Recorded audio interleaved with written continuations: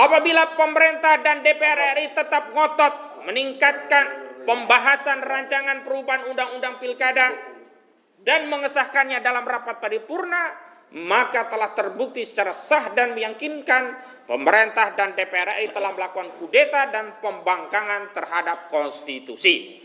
Oleh karenanya, kami menyeru kepada segenap rakyat Indonesia untuk menentang pembangkangan konstitusi yang dilakukan pemerintah bersama DPR RI, sekaligus berikhtiar maksimal untuk menegakkan kembali supremasi konstitusi dan menuntut saudara Joko Widodo untuk diadili.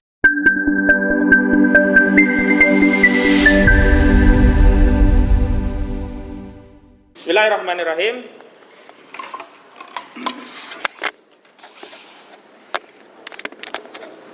Baik, Bang, kita fokus dulu ya. Bismillahirrahmanirrahim.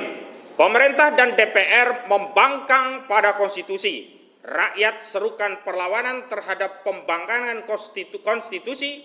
Ayo lawan rejim Jokowi. Sehubungan dengan adanya rencana DPR RI melalui rapat Badan Legislasi DPR RI untuk mengubah Undang-Undang Pilkada yang substansi normanya membangkang pada isi putusan Mahkamah Konstitusi nomor 60 2024 dan putusan Mahkamah Konstitusi nomor 70 2024, kami para advokat, aktivis, ulama, dan tokoh nasional menyampaikan pernyataan sikap dan seruan sebagai berikut. Pertama, DPR RI sebagai lembaga pembentuk undang-undang secara hierarki, kewenangan, kelembagaan, dan substansi berada di bawah konstitusi. Karena itu, tindakan DPR RI yang mengabaikan norma konstitusi adalah tindakan termasuk dan terkategori tindakan pembangkangan terhadap konstitusi. Kedua, putusan MK nomor 60 2024 terkait ambang batas suara atau kursi parpol dalam pencalonan pilkada, dan putusan MK nomor 70 2024 terkait batas usia minimum calon gubernur atau wakil gubernur untuk mendaftar pilkada minimal 30 tahun terhitung sejak penetapan calon adalah putusan konstitusional yang normanya memiliki kekuatan hukum tetap dan mengikat yang setara dengan konstitusi. Karena itu, setiap tindakan yang mengabaikan dan atau membangkang pada dua putusan ini selain termasuk dan terkategori pembangkangan konstitusi juga merupakan kudeta konstitusi yang melawan hak-hak rakyat.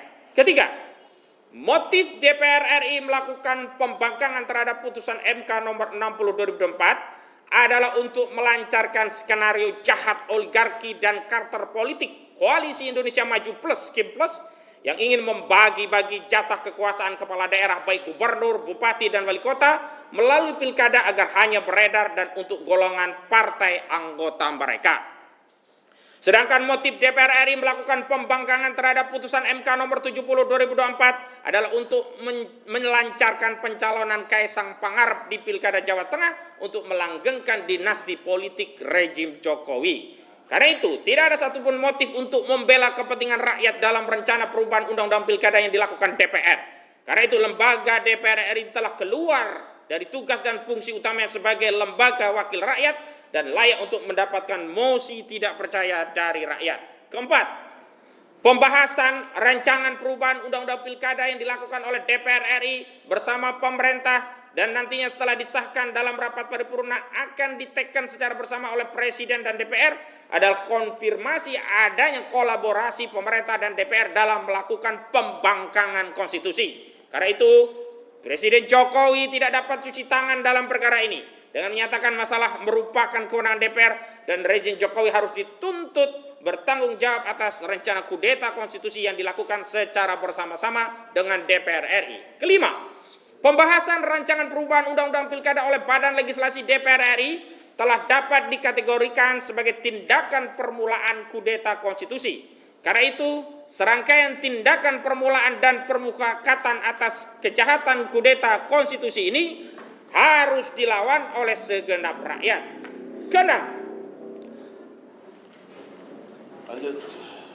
Keenam, apabila pemerintah dan DPR RI tetap ngotot meningkatkan pembahasan rancangan perubahan Undang-Undang Pilkada dan mengesahkannya dalam rapat paripurna, maka telah terbukti secara sah dan meyakinkan pemerintah dan DPR RI telah melakukan kudeta dan pembangkangan terhadap konstitusi.